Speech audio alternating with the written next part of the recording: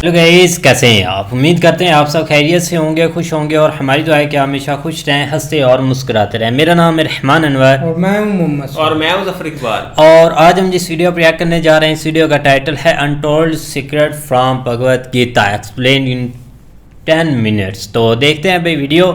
अगर वीडियो पसंद है वीडियो को लाइक, चैनल को सब्सक्राइब ज़रूर कीजिएगा। करते वीडियो स्टार्ट और देखते हैं भाई। Now I am become death, the destroyer of worlds. America के well known physicist Julius Robert Oppenheimer का ये फेमस कोट असल में भगवद गीता के 11वें अध्याय का 32वां श्लोक है। मैं अब काल बन गया हूँ जो तीनों लोकों का विनाशक है। कहते हैं ओपेनहाइमर भगवद गीता से काफ़ी प्रभावित थे। भगवद गीता एक ऐसा ग्रंथ जो साइंटिस्ट के लिए भी एक मिस्ट्री बना हुआ है, जिसे आप जितनी बार भी पढ़ोगे उतनी बार सरप्राइज हो जाओगे। अर्जुन आज भी कुरुक्षेत्र की भूमि पर खड़े भगवद गीता सुन रहे हैं। वैसे तो महाभारत का युद्ध हजारों साल पहले द्वापर युग के अंत में खत्म हो चुका है, पर अगर आपसे ये कहा जाए कि महाभारत का युद्ध आज भी चल रहा है तो 1957 में जब फिजिसिस्ट ह्यू एवरेट ने पहली बार ऑल्टरनेट रियलिटीज़ और मल्टीपल यूनिवर्सेस की बात की, तभी से साइंस की दुनिया में मल्टीवर्स की थ्योरीज को बढ़ावा मिलने लगा। पर भगवद गीता के कुछ अध्यायों में इस पर पहले भी बात हो चुकी है। ये पूरा विश्व और इसमें बसने वाले सारे ब्रह्मांड मेरे अस्तित्व का एक छोटा सा हिस्सा है। गीता के 10वें अध्याय में कहे गए इस श्लोक से ये अंदाज़ा लगाया जा सकता है कि हमारे यूनिवर्स के अलावा भी ऐसे कई यूनिवर्सेस हैं जो श्री कृष्ण का हिस्सा हैं। भगवद गीता के 11वें अध्याय में श्री कृष्ण ने अर्जुन को बताया कि सारा ब्रह्मांड उन्हीं से बना है। अर्जुन के प्रार्थना करने पर श्री कृष्ण ने उन्हें अपना विश्व रूप दिखाया। उनके इस विश्व रूप के कई सारे सर थे, कई भुजाएं थी और उनके हाथों में अलग अलग अस्त्र थे। कई रंगों और आकारों से बना उनका ये विश्व रूप अर्जुन को हर दिशा में नज़र आने लगा और उन्हें श्री कृष्ण के शरीर के अंदर हमारी यूनिवर्स जैसे कई सारे यूनिवर्सेस दिखने लगे। और तभी अर्जुन को रियलाइज़ हुआ कि जिस श्री कृष्ण को वो अपना मित्र मानते हैं वो असल में सारे ब्रह्मांड के कर्ता धर्ता है। पर अगर सारी यूनिवर्सेस श्री कृष्ण से बने हैं तो सब अलग अलग समय में क्यों चल रहे हैं। भगवद गीता के 8वें अध्याय के अनुसार हमारे यूनिवर्स की टाइम साइकिल ब्रह्मा जी के हिसाब से चलती है। भगवत पुराण में ये कहा गया है कि हर यूनिवर्स में एक अलग ब्रह्मलोक है और वहाँ एक अलग ब्रह्मा जी हैं जो अपने यूनिवर्स की टाइम साइकिल को मेंटेन करते हैं और ये सभी टाइम साइकिल्स एक दूसरे से अलग हैं। अगर आप भगवत पुराण में मेंशन मल्टीवर्स के बारे में और जानना चाहते हैं तो हमारी ये वीडियो देख सकते हैं।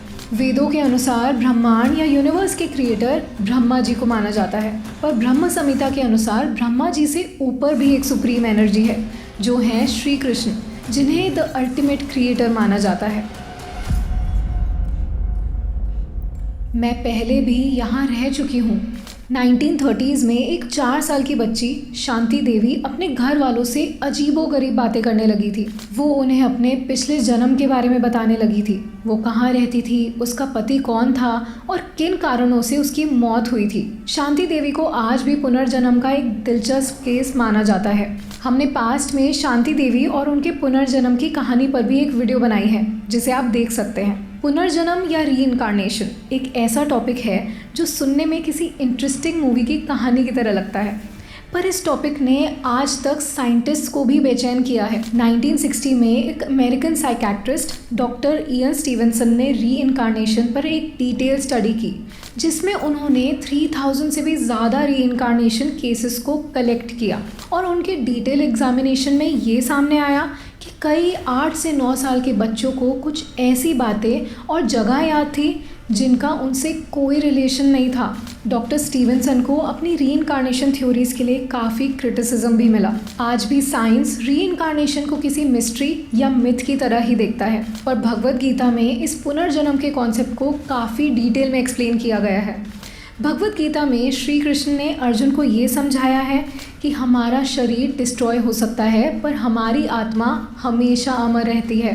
गीता के 8वें अध्याय के 6ठे श्लोक के अनुसार जो बातें इंसान को उसकी मृत्यु के वक्त याद होती हैं वो उसकी आत्मा का एक हिस्सा बन जाती हैं और वही बातें वो दूसरे शरीर में जाने के बाद भी याद कर पाता है। इन्हें पॉपुलरली पास्ट लाइफ मेमोरीज कहते हैं, जिनके सोर्स पे आज भी आर्ग्यूमेंट्स और डिबेट्स हो रहे हैं। भगवद गीता कहती है कि मृत्यु और पुनर्जन्म एक ऐसी नेवर एंडिंग साइकिल है जिससे आत्मा बार बार गुजरती है।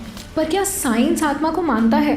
डॉक्टर विल्डर पेनफील्ड ने अपनी book the mystery of mind में एक ऐसे एक्सपेरिमेंट को मेंशन किया है जिससे वो आत्मा की एग्जिस्टेंस को प्रूव करना चाहते थे। हमारे ब्रेन में अलग अलग एरियाज होते हैं जो अलग मूवमेंट्स और एक्शंस के लिए रिस्पॉन्सिबल होते हैं। डॉक्टर पेनफील्ड के एक्सपेरिमेंट में उन्होंने दिमाग के कुछ एरियाज़ को आर्टिफिशियली एक्टिवेट करके अपने सब्जेक्ट्स के हाथों की कुछ मूवमेंट्स कराई। उन्होंने ये सवाल उठाया कि अगर आर्टिफिशियली एक्टिवेट करने पर ब्रेन इंसान से ये मूवमेंट्स करवा रहा है तो नॉर्मल लाइफ में ब्रेन को सिग्नल कौन देता है। वो इस नतीजे पर पहुँचे कि अगर ब्रेन एक कंप्यूटर है तो उसे कोई चीज़ प्रोग्राम कर रही है और वो है हमारा सोल या आत्मा। भगवद गीता में ये क्लियर किया गया है कि पुनर्जन्म मृत्यु के बाद का एक ऐसा सच है जिससे इंसान मोक्ष पाने के बाद ही छुटकारा पा सकता है। मोक्ष या लिबरेशन एक ऐसी स्टेट है जिसमें आत्मा जन्म, मृत्यु और पुनर्जन्म की साइकिल से आज़ाद हो जाती है।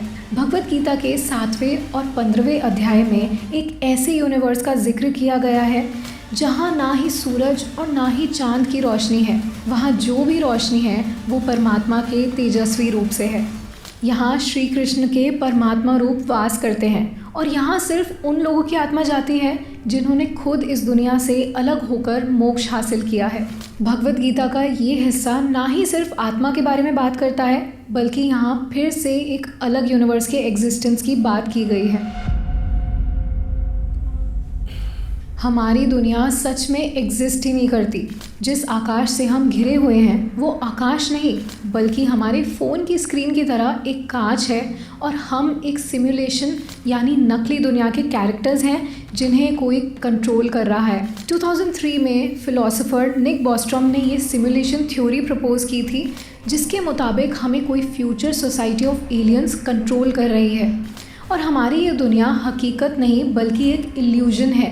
बट सरप्राइजिंगली इस इल्यूजन की बात कई सेंचुरीज पहले हमारे वेदों में हो चुकी है जहाँ इसे माया कहा जाता है। माया एक छलावा, कुछ ऐसा जो असल में एग्जिस्ट ही नहीं करता।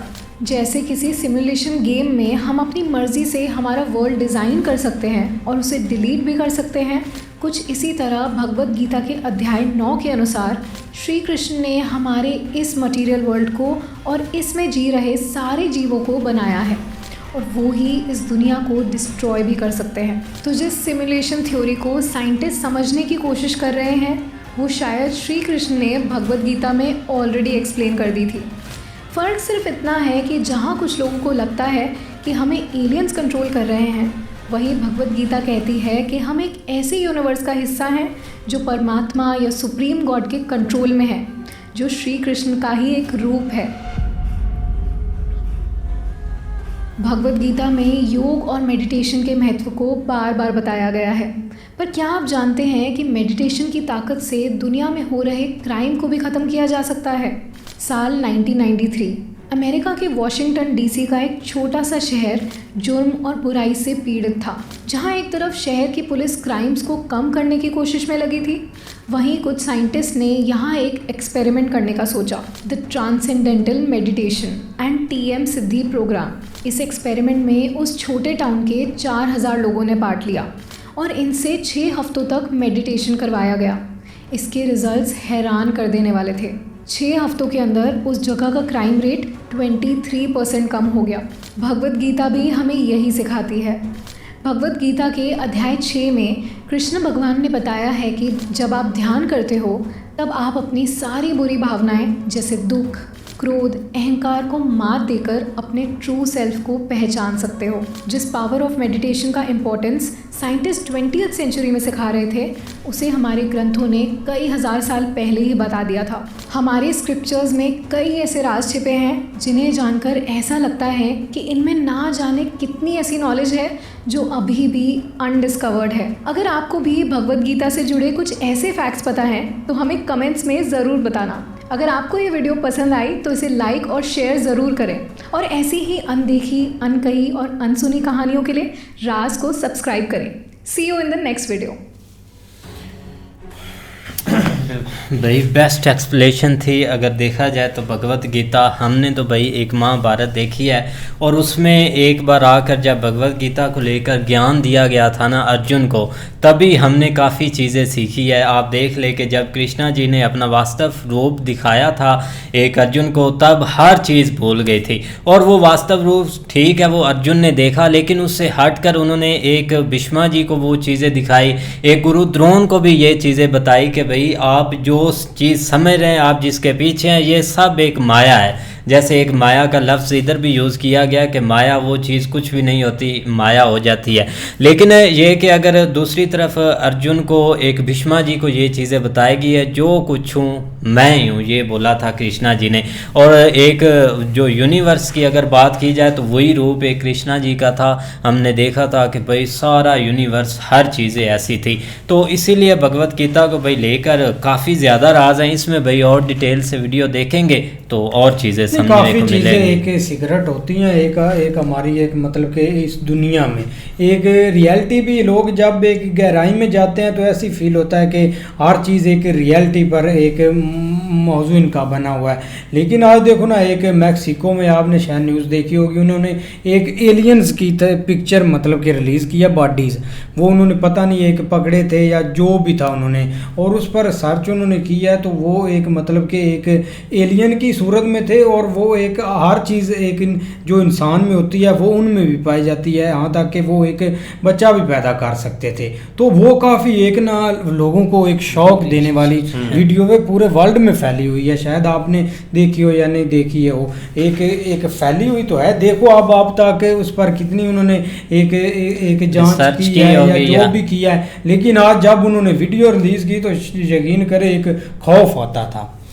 नहीं, बिल्कुल ऐसे ही है। अगर भगवत गीता के हवाले से बात करें तो भाई हमने तो जो है ना उसका थोड़ा ये हमें जो है ना वो महाभारत में पता चला था, लेकिन ये कि इसके ऊपर काफ़ी एक चैप्टर वाइज चीज़ें जो है ना वो समझने की ज़रूरत है कि हर चैप्टर के हिसाब से आगे जो भी वर्स हैं उनमें हर चीज़ का जो है ना वो अलग-अलग आपको पता चलेगा। लेकिन पूर्ण जन्म के हवाले से बात करें या आगे रूह के हवाले से बात करें, ये चीज़ें वहाँ पे काफ़ी जो है ना वो जिसको आप रीजनरेशन कहते हैं। अब जिस तरह एक लड़की का उन्होंने जिक्र किया कि एक लड़की ऐसी उसने मतलब बताया कि मेरे साथ ये वो 1952 में या इस तरह करके वो उन्होंने जिस तरह जिक्र उसका किया है, तो जो उसने यही बताया कि मेरे साथ ये हुआ था या मेरी शादी या एक पिछले जन्म के बहुत सारी ऐसी चीज़ें उसके ज़हन में थी। तो इस हवाले से बहुत सारी ऐसी चीज़ें जो है ना वो ज़रूर पढ़ने की या जो है ना वो देखने की ज़रूरत है, ताकि इसके बारे में मज़ीद डिटेल पता कर।